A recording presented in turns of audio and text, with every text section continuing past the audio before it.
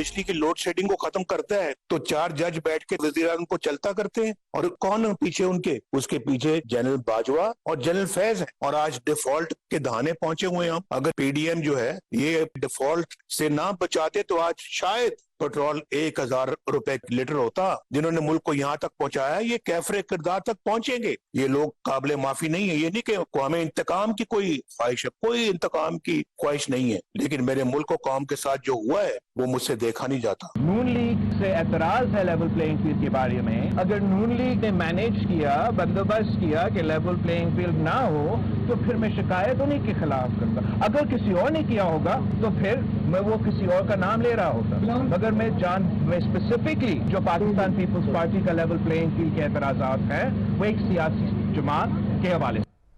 बिस्मिल्लाहिर्रहमानिर्रहीम। लाखों करोड़ों दरूद नबी अकरम सल्लल्लाहु अलैहि वसल्लम पर और उनकी आल पर। मियां नवाज साहब अब आ रहे हैं तो आने से पहले उन्होंने अपना बयानिया देना शुरू कर दिया और उस बयानिया में अब वो 6 लोगों को सर्कल कर रहे हैं, जिसमें वो जनरल बाजवा साहब का नाम ले रहे हैं, फिर जनरल फैज साहब का नाम ले रहे हैं, फिर 4 जजेस का नाम वो ले रहे हैं। और वो ये कह रहे हैं कि 2018 में जो चलती हुई गवर्नमेंट इनकी या 2017 में जो उनकी चलती हुई गवर्नमेंट थी वो गिरा दी गई थी और फिर इमरान खान साहब को लाया गया था। अब सवाल यह है कि अगर जनरल बाजवा और जनरल फैज दोनों ये मुलव्वस थे इस सारे प्रोजेक्ट में तो फिर 2019 में मियां नवाज साहब ने एक्सटेंशन क्यों दी थी जनरल बाजवा साहब को? क्योंकि वो उस वक्त तो ज़ाहिर है 2018 तो पहले आया था 2019 से। और फिर अगर फर्ज कर लें कि उस वक्त इनसे चूक हो गई, गलती हो गई, तो 2022 में जब पीडीएम की गवर्नमेंट बन रही थी तो उस वक्त मियां नवाज साहब ने क्यों एग्री किया, क्यों उन्होंने कहा कि ठीक है 15 पार्टीज मिलके एक गवर्नमेंट बना लें और मियां शहबाज शरीफ साहब को उसका प्राइम मिनिस्टर बना लें। और फिर हम ये समझते चलें वो भी कोई गलती होगी तो फिर मियां शहबाज शरीफ साहब के जरिए बार बार जनरल बाजवा साहब को एक्सटेंशन की यानी दूसरी मरतबा एक्सटेंशन की ऑफर क्यों गई थी? बहुत सारे सवाल हैं जो हम आज के शो में डिस्कस करेंगे और अब लोग ये सवाल पूछ भी रहे हैं। और इसके साथ साथ जो बिलावल भुट्टो साहब हैं वो लेवल प्लेइंग फील्ड की बात कर रहे हैं, तो अब वो लेवल प्लेइंग फील्ड किस तरह लेना चाहते हैं और क्यों ये समझते हैं कि पाकिस्तान मुस्लिम लीग नून उनका रास्ता रोक रही है। ये सारे सवाल हम आज के शो में डिस्कस करेंगे।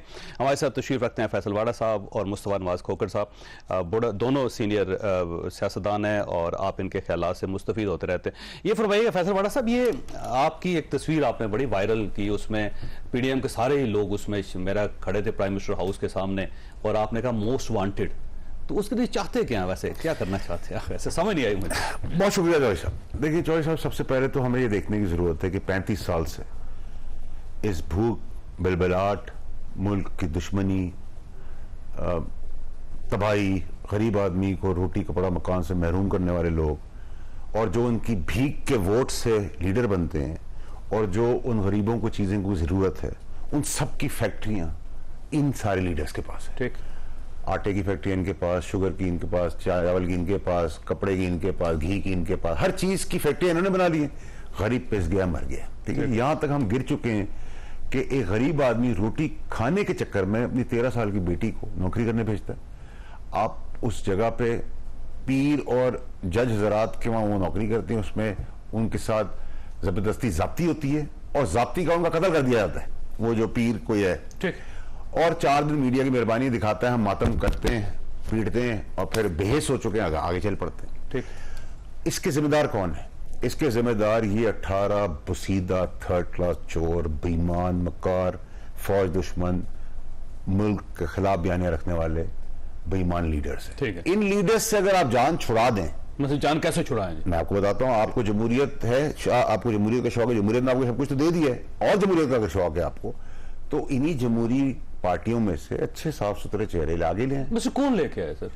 सर जिनको लाना है, या लीडर आगे बढ़े या खुद खड़े हो, जैसे ये खड़ा हुआ इसको निकाल दिया, मुझे खड़ा, मैं खड़ा हुआ निकाल दिया, हिम्मत पकड़े आगे खड़े। और दूसरा सर ये देखें, नहीं देखें कौम अगर खुद नहीं खड़ी होगी, उसका लीडर है तो वो फैसला करेगा ना। फिर देखिए मेरी बात सुनिए, एक तो आप कहते हैं कि बुसीदा गंदे एक्सपायर्ड लीडर हम बर्दाश्त करें, फिर इनकी नालायक औलाद भी हम ले लें। वो तो वोट देने हैं लोगों ने, अगर लोग वोट देंगे चौधरी साहब, मुझे मैं कई आप जैसे बड़े एंकर से माफी से माजरत कर कहता हूँ, इस मुल्क में कभी वोट आवाम की मर्जी से ढला है कि इस मुल्क के अंदर कभी ट्रांसपेरेंट, फ्री एंड फेयर? यही कहते हैं। तो पहले भी नहीं हुआ, आज भी नहीं हुआ, कल भी नहीं होगा, परसों भी नहीं होगा, क्योंकि सब अपनी इंटरेस्ट की जंग लड़ रहे हैं। तो आप समझते हैं एस्टैब्लिशमेंट को ये करना चाहिए कि इन सबको फर्क सर दो जैसे नए चेहरे दो ताकतवर लोग हैं जो आज हमारे उम्मीद है अल्लाह से कि जो हम जिनको हम हीरो मान रहे हैं वो अपने एडवाइजर्स बाकियों की तरह दूसरी तरफ न चले जाएं। एक हमारे हीरो हैं चीफ साहब, उनका कोई जादू की छड़ी नहीं है, जो डॉलर नीचे ले आए, चीज़ों की अशियाओं की कीमतें नीचे ला रहे हैं, वो अपनी जेब नहीं भर रहे, सिंपल।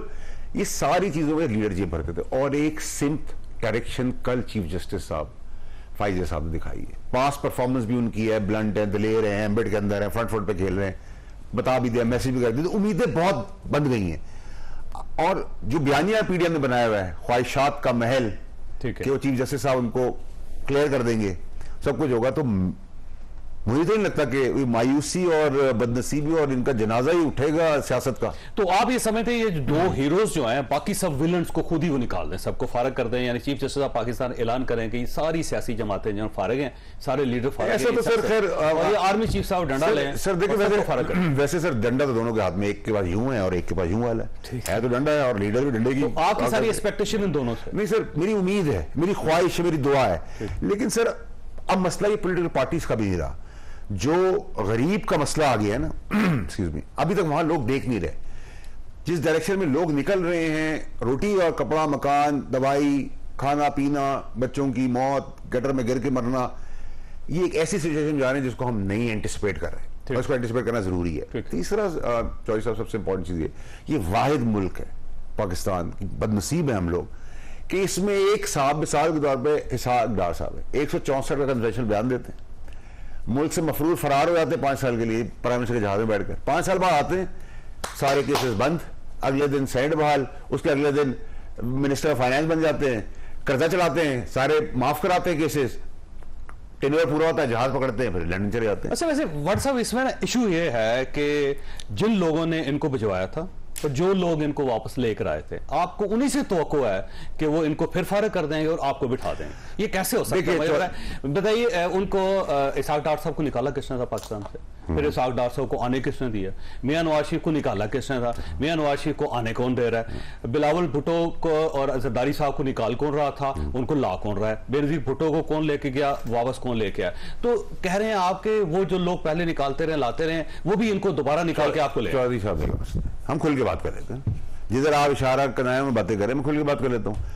आप कहते हैं दो इदारों का रोल है, एक जुडिशरी का और एक एस्टैब्लिशमेंट का। तो इस एस्टैब्लिशमेंट को इस डायरेक्शन लगाने वाले कौन है? सियासतदान। इनकी फाइल ले लेते हैं, सर ये ज्यादा बड़ा चोर है, मैं कम हूं, मैं आपका अच्छा चलूंगा, पाकिस्तान को अच्छा चलाऊंगा। जुडिशरी के अंदर आप अटैक करवा देते हैं, सुप्रीम कोर्ट के अंदर अपनी मर्जी के जजेस लगा देते हैं, उनकी वीडियो बनाकर ब्लैकमेल करके अपने ले लेते हैं। कौन कर रहा है? सियासतदान। अब आप कह रहे हैं हम 40 साल इन सियासतदानों को बर्दाश्त करें और उसका भी इनकी नालायक औलाद को बर्दाश्त करें। समधी, भाई, बाप, बेटे, वजीर आजम की लिस्ट निकाल लें सर। शुरू करें मियां नवाज शरीफ साहब से, जो उनके केसेस हैं, वजीर आजम, ठीक हो, जरदारी साहब सदर पाकिस्तान, इमरान खान वजीर आजम, खाकान अब्बासी वजीर आजम, गिलानी वजीर आजम, वजीर आजम, सबके ऊपर केसेस हैं। यार मुझे एक बात बताएं, क्या हमारी मुल्क के आईन कॉन्स्टिट्यूशन के अंदर क्या लिखा है कि आप तगड़े किस्म के बेईमान, चोर, करप्ट होंगे तो आपको ये सीट मिलेगी? अच्छे लोगों को आने 24 करोड़ के मुल्क में 800 आदमी अभी तक साबित हुआ कोई भी केस, कोई साबित नहीं। आपको एक और चीज, यही अदलिया है, यही एस्टैब्लिशमेंट चौधरी साहब साबित कर देते हैं। चौधरी साहब, खोखर साहब, फिर आप इनके बताएं दीजिएगा। चौधरी साहब, ना तो रिश्वत का पे ऑर्डर होता है, ना कत्ल की वीडियो होती है। जो लोग बाकी वीडियोस बनाते हैं ना, उनसे रिक्वेस्ट ये है कि वो आप मुफीद वीडियोस बनाएं, क्योंकि उन वीडियोस का कोई फायदा नहीं है। और जो करप्शन हो रही है उसके लिए आपको फ्रंटमैन उठाने की जरूरत है। अभी जो सिंध में बिलबिला उठे हैं उसमें हुआ क्या है? सिर्फ फ्रंटमैनों को एयरपोर्ट में रोक लिया, पूछ लिया, तो तब सर्दी बिछ गई है। ये 9 अरब रुपए कल निकले हैं बेसमेंट से, ये लीडरों के घर चले जाए, कंटेनर भर के निकलेंगे, जाए ना। FIA कह रहा है 40 करोड़। हाँ, वो तो नहीं सोशल मीडिया पे उनकी तैयारी लगी। खोखर साहब ये फरमाइएगा सर, ये अब देखें एक फैसलवाड़ा साहब का एक प्लान है, वो ये कहते हैं कि इन सबको फारिग करके तो नए लोगों को लाया जाए। अब सवाल ये है कि इनको फारिग करेगा कौन? अगर वो फारिग करेगा तो नए लोगों को लाएगा, तो फिर सूरत तो वहीं पे वहीं रही ना। चौधरी साहब, मेरे ख्याल में फैसल भाई मेरे दोस्त हैं, बड़े एहतराम से, अदब से इनसे इख्तलाफ करूंगा कि ये इख्तियार इस मुल्क के अवाम के पास है। इसमें कोई शक नहीं कि इस मुल्क की सियासी जमातों ने अपने किरदार की वजह से सियासत को बेईमानी किया है। ठीक, पिछले अगर हम 3 साल ही सिर्फ अगर उठाकर देख लें तो इन 3 सालों में तकरीबन हर जमात हुकूमत में रही है, चाहे वो PTI हो, चाहे वो नून लीग हो, पीपल्स पार्टी हो, JUI हो। आप पाकिस्तान की किसी सियासी जमात का नाम लें, वो हुकूमत में रही है पिछले 3 सालों में, उनके अपने मसाइल में तो कमी हुई है। ठीक, उनके जो अकाउंट्स फ्रीज थे वो डीफ्रीज तो हुए, उनके ऊपर जो मुकदमात थे वो खत्म हुए, उन्होंने फायदे भी उठाए, लेकिन अवाम के मसाइल तो वहीं पर रहे। और सियासी जमातें, उनका किरदार सुबह की रोशनी में, दोपहर में और होता है, और रात ढले उनका किरदार और होता है। और एक पावर पॉलिटिक्स है जिसमें वो उलझे हुए हैं, लेकिन इख्तियार सिर्फ इस मुल्क के अवाम के पास है ठीक, कि वो फ्री एंड फेयर इलेक्शंस के जरिए वो फैसला करें कि किसको लाते हैं और किसको निकालते हैं। एक ठेले वाला हो, एक टांगे वाला हो, एक दूध बेचने वाला हो, एक मिडिल क्लास आदमी हो, स्कूल में टीचर हो, वकील हो, क्लर्क हो, हम उससे ये क्यों इख्तियार लेना चाहते हैं कि तुम ठीक फैसला नहीं कर सकते? ये इख्तियार तो उसका है, और उन्होंने कभी गलत फैसला नहीं किया। मसला यह है कि हमारी सियासत जो पिछले 75 साल से इस मुल्क के अंदर चलती आ रही है, उसके अंदर हमने उन लोगों को इस काबिल ही नहीं समझा, हमारी अशराफिया ने, कि यार ये लोग ठीक फैसला कर सकते।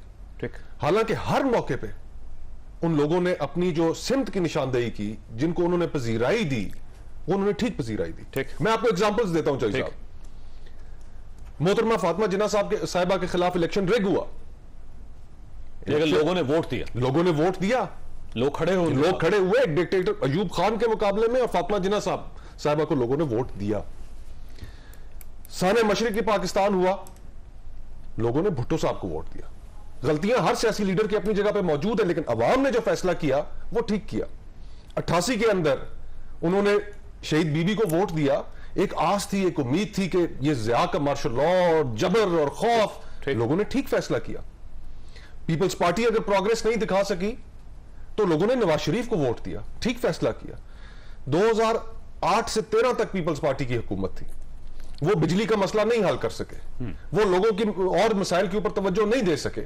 आज नतीजा सिर्फ वो 5 साल मिले और पंजाब और खैबर पख्तूनख्वा में टिकट लेने वाले बहुत कम लोग रह गए, सफाया हो गया, लोगों ने ठीक फैसला किया। तो मैं गुजारिश ये करना चाहता हूं कि इसमें कोई शक नहीं है कि सियासी जमातों का किरदार ठीक नहीं है।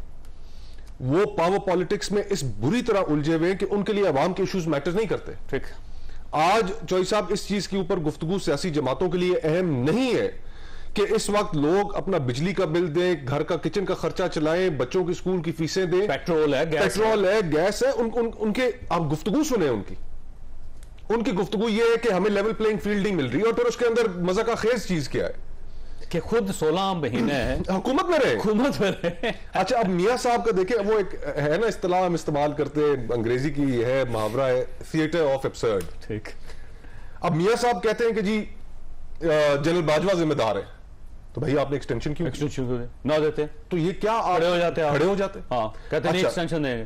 फिर उसके बाद आप देखें जनरल फैज साहब के कहने पे खाना जाते हैं आप, देखें नहीं, फिर उसके बाद जो पीपल्स पार्टी है, आज बिलावल साहब का बयान था कि मुस्लिम लीग नून जो है वो हमें लेवल प्लेइंग फील्ड नहीं दे रही।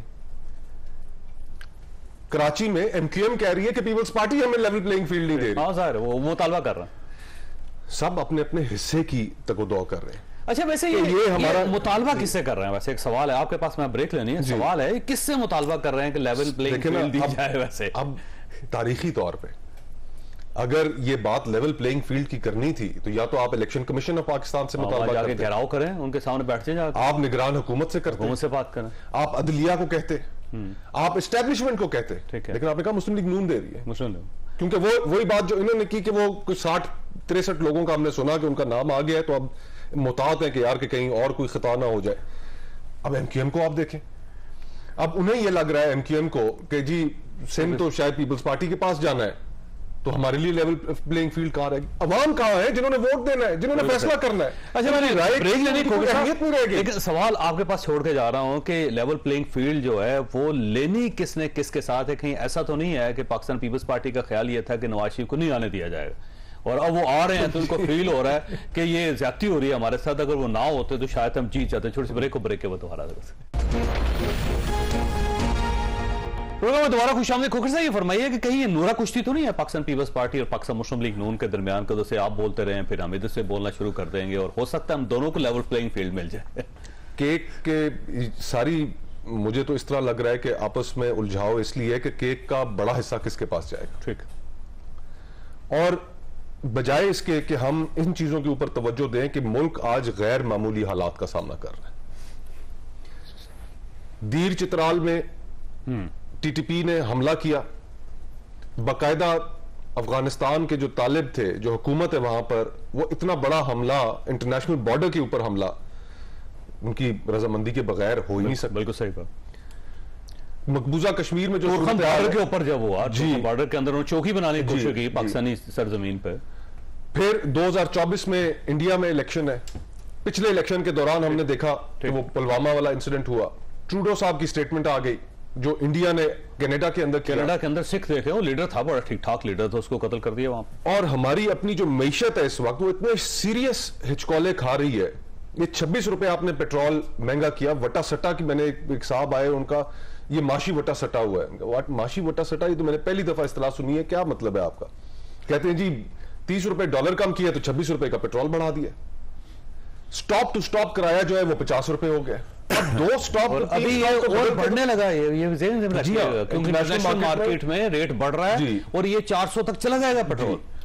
तो अब ये सारी सूरत हाल ऐसी है कि जो तकाजा करती है कि अब मीठी मीठी बातों का वक्त नहीं रहा। चौई साहब, काजी फाइज ईसा साहब ने एक अच्छी इब्तिदा की और उस इब्तिदा के अंदर उन्होंने एक मुस्बत बात की कि उन्होंने अपने इंस्टीट्यूशन को क्रिटिसाइज किया, माजी की गलतियों को तस्लीम किया। उन्होंने कहा कि भुट्टो को जो फांसी थी वो गलत फैसला था, रेकोडिक का फैसला, रेकोडिक का फैसला, जो कि साहब चीफ जस्टिस इफ्तिखार चौधरी साहब का फैसला है, उन्होंने उसको क्रिटिसाइज किया। उन्होंने डिक्टेटर्स को आइन में तरमीम की इजाजत देना, उसको क्रिटिसाइज किया। तो अब बात मीठी मीठी बातों का नहीं रह गया, अब हमें बड़ी सर्जरी करनी पड़ेगी। और मैं वाडा साहब से इस मामले में इत्तेफाक करता हूं कि कोई ना कोई आपको मैकेनिज्म ऐसा क्रिएट करना पड़ेगा कि जिससे मुल्क चल सके। वाडा साहब ये फरमाइएगा सर कि मियां नवाशी साहब आ जाएंगे या नहीं आएंगे, और अगर आएंगे तो क्या वाकई 10 लाख लोग एयरपोर्ट के सामने उनका इस्तकबाल करेंगे, उनको कंधों पर उठा के वो मीनारे पाकिस्तान लेके आएंगे, या क्या होगा? वैसे सर मुझे तो शुक्र है उन्होंने 10 लाख आदमी का 20-22 करोड़ आदमी का नहीं कहा, और उन्होंने तो ये भी कहा कि जी पायलट आएगा तो टेक ऑफ करेगा जहाज। जी यही सारे पायलट हैं जो जहाज गिराते हैं। प्लान चेंज हो गया वैसे, पहले ये था कि वो आते लोग उनको वहां से लेते फिर लेके जाते, अब उन्होंने कहा नहीं मैं आऊंगा, चंद लोग मेरा इस्तकबाल करेंगे, फिर हेलीकॉप्टर पे वो मीनारे पाकिस्तान जाएंगे, वहां पे वो जलसे की किताब करें। सर तो मेरा अपना आइडिया है कि एक तो सर मैंने पहले भी कहा शो के ऊपर कि 21 अक्टूबर को मेरी सालगिरह का दिन है, मेरी पैदाइश है, उनके लिए बड़ा दिन है, तो इसको तो पहले चेंज करें। ठीक है। दूसरी चीज़ ये कि मेरा ज़ाती मशवरा भी ये होगा कि मीनार पाकिस्तान के ऊपर ही हेलीकॉप्टर खड़ा कर दें, ठीक है, ताकि नीचे उतरेंगे तो लोग तो पकड़ लेंगे। अब लेकिन लोग उठे हैं, लेकिन लोग भी पार्टी के लोग हैं। ये जो कह रहे हैं जब मैं आपको एक होना, मैं नहीं चाहता कि बहुत सारे लोग आए, मुझे पता है कोई लोगों ने आना नहीं है, ये हम पहले भी देख चुके हैं जब सीट से बांध के भेजा था इस मुल्क में, जब वो कॉन्ट्रैक्ट करके भागे थे एग्रीमेंट करके। अच्छा ये तो हमने देखा हुआ है ना सर। लेकिन सर मेरा सवाल ये है कि मैं पैदा हुआ यही शक्लें, मैं बड़ा हुआ यही शक्लें, मैं जवान यही शक्लें, मैं बुढ़ापे की तरफ चल पड़ा यही शक्लें। नहीं सर अब मैं नहीं शक्लें बर्दाश्त कर सकता। और आवाम को सर 50 रुपए का नान, 70 रुपए की चाय, 331 रुपए का पेट्रोल, 110 रुपए का फिर दोपहर का खाना और 110 रुपए का रात का खाना घास की तरह, सिर्फ नान और चाय पिए। बच्चा क्या करेगा, माँ क्या करेगी, बाप क्या करेगा, किराया क्या देगा, इलेक्ट्रिसिटी का बिल कहां से देगा? आप किस तरफ जा रहे हैं? आपको रियलाइजेशन है? आप ये नहीं कर सकते वक्त हाल वक्त जरूरत कि इसको जेल डाल दो, इसको मुझसे बाहर भेज दो, इसको बुला लो, अब इसको डाल दो, इसको ले आओ, उसको खड़ा कर दो, इसको साफ कर दो। सर अब ये गेम नहीं चलेगी और गेम चलनी चाहिए नहीं। और अवाम मियां नवाशी साहब का इस्तकबाल नहीं करेंगे, आपका ख्याल है? देखिए सर मेरी अपनी जाती राय अगर पूछेंगे तो मैंने बहुत पहले कहा था कि लास्ट 10 डेज बंदियाल साहब के उन्होंने किया और फर्स्ट 10 डेज फायजीजा साहब के। तो जो बयानिया पीडीएम में बनाया हुआ है, मुझे तो सर जमीन दोस्त होता हुआ नजर आ रहा है। एंड मुझे लगता है बहुत मुश्किलात हैं। और मेरे ख्याल से जो 21 की तारीख रखी है वो उन्होंने रखी इसलिए कि 21 तक और चीजें वो देखेंगे फायजीजा साहब की कि क्या मूवमेंट होती है। सो मुझे तो सबकी डिफिकल्टी लग रही है। नैब के केसेस खुल गए हैं, सब ने अंदर जाना है, अकाउंटेबिलिटी होनी चाहिए, होगी। नैब को आर्म ट्विस्टिंग के लिए नहीं होना चाहिए, वी एक्सपेक्ट दैट। और 2 हीरोज हमारे हैं, इनके ऊपर हम उम्मीद करके बैठे हुए हैं। और अगर चलें बिल फर्ज ख्वाहिशात के मलबे और ढेर सवेर आपने हुकूमत ले लिया है, तो अगर मियाँ साहब खुदा ना खास्ता मुंह में खाक मेरे अगर आ गए तो 11-12 महीने चलेगी हुकूमत, और उनका कारिंदा आएगा तो 16 महीने चलेगी। वैसे क्यों? सर खमीर नहीं बदलता ना सर। ये जो बुग्ज है, नफरत है फौज के लिए, ये सारी पॉलिटिकल पार्टीज में है। तो फिर लड़ पड़ेंगे आपको। माजी ना भूले ना इनका माजी ना भूले। जब आप जो स्पेस ले ली गई है, जब वो स्पेस पीछे करने की कोशिश करेंगे तो मारधाड़ तो होगी सर। तो अब देखना ये है कि आप पहले एंटिसिपेट कर लें, और इन जो बुसीदा एक्सपायर्ड है, जो खड़े नहीं हो पा रहे, बैठ नहीं पा रहे, चल नहीं पा रहे, आप उनसे गेट तक चले जाओ तो 6 आदमी तो उठा के लेके जाएंगे, उनको आप कहना मुल्क चलो, आप कहना मीशा चलो।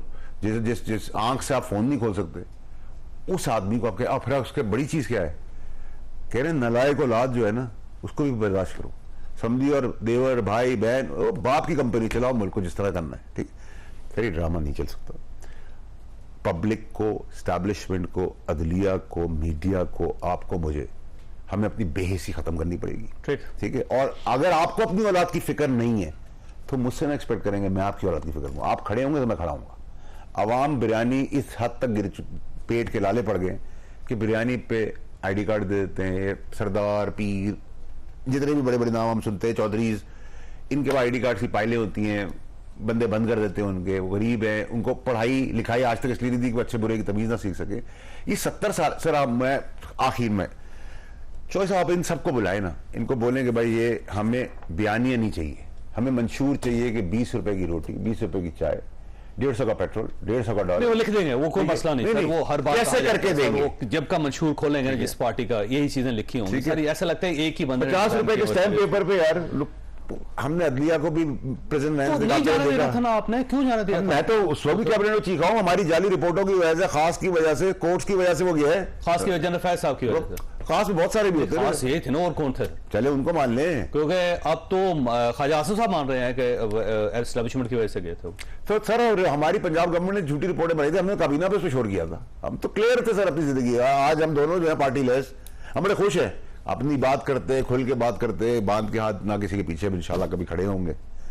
ठीक है, कोकर साहब ये फरमाइए सर, ये अब मसला इलेक्शन से पहले एक धांधली होती है हमेशा, जैसे पाकिस्तान पीपल्स पार्टी के साथ होती रही, जैसे पाकिस्तान मुस्लिम लीग नून के साथ हुई। 2018 के इलेक्शन से पहले उनकी क़यादत को पकड़ के गिरफ्तार करके उन्हें जेलों में डाल दिया, और उसके बाद कहा जी लें जी लड़ें इलेक्शन, और जब इलेक्शन लड़े तो सारे वो वोट हासिल नहीं कर सके। सेम अब इस तरह पीटीआई देखिए कि उनके चेयरमैन अंदर, उनके वाइस चेयरमैन अंदर, उनके प्रेसिडेंट अंदर उनके, और अब अगर इलेक्शन का अनाउंसमेंट हो जाती है तो ये प्री इलेक्शन रेगिंग नहीं है? आप इसको नहीं कहेंगे कि आपने एक पार्टी को कॉर्नर कर दिया पकड़ के, उसके बाद कहते बाकी सबको कह रहे हैं ले जी आप इलेक्शन लड़ रहे हैं? तो सब मैं 2 नुक्ते इस ज़मीन में आपके सामने बयान करना चाहूंगा। पहला कि हमें जहन में रखना चाहिए कि जिस वक्त पाकिस्तान में पहले इंतखाबात हो रहे थे, उस वक्त इंडिया में, जिसके साथ आपने आजादी हासिल की, उनका 3 पार्लियामेंट्स उनकी टर्म मुकम्मल कर चुकी थी और चौथे इलेक्शन की तरफ हो जा रहे थे, जिस वक्त हमारे यहां पहला इलेक्शन हो रहा था। 1 साल में उन्होंने अपना आइन बना लिया था। हमने शुरू से ही, हमारी जो उठान थी उसके अंदर एक चीज हमारे जहन में बिठा दी गई कि सियासतदान करप्ट है, प्रोडा हुआ, एब्डो हुआ, और ये मुल्क नहीं चला सकते। मुल्क चलाना है तो वो एक फौजी सरबराह ने चलाना है। हम उस पटड़ी से हट गए और फिर बड़ी कीमतें हमने अदा की। आजकल मैं एक किताब कुछ अर्सा पहले एक नजरों से गुजरी जो साहब, हाउ सिविल वॉर स्टार्ट। ठीक, अब उस किताब के अंदर मैं ये हैरान हुआ पढ़कर कि पूरी दुनिया के अंदर जब कहीं किसी मुल्क के अंदर जब इम्प्लोजन होता है तो उस इम्प्लोजन की बहुत सी जगहों पर सबसे बड़ी वजह इलेक्शन ही हुआ है। ठीक, फिर मेरे ज़हन में ख्याल आया कि यार हमारी अपनी तारीख में 1971 सानिया इलेक्शन की वजह से हुआ। जब आप लोगों को सही फैसला नहीं करने देंगे, 2018 का इलेक्शन ठीक इलेक्शन नहीं था। ठीक, मुझे आज भी याद है चौई साहब, उस इलेक्शन के 3 हफ्तों बाद हम ईसीपी के बाहर खड़े थे। 14 अगस्त से चंद दिन पहले की बात थी। मौलाना फजलुर रहमान साहब और तमाम पीडीएम के बाकी जो रहनुमा थे वो ट्रक पे थे, और मौलाना साहब ने बड़े वहां पर कड़कड़ाते हुए उन्होंने कहा कि ये आने वाली जो 14 अगस्त है हम नहीं मनाएंगे। ठीक, हम एक आजाद मुल्क में नहीं रहते। और 2018 और वही क्राइसिस था जो चलता रहा, और आखिर आकर उसने इमरान खान साहब की हुकूमत को दबोच लिया। बाद में ये पीडीएम की हुकूमत आई, फिर उसमें एक नया क्राइसिस शुरू हो गया।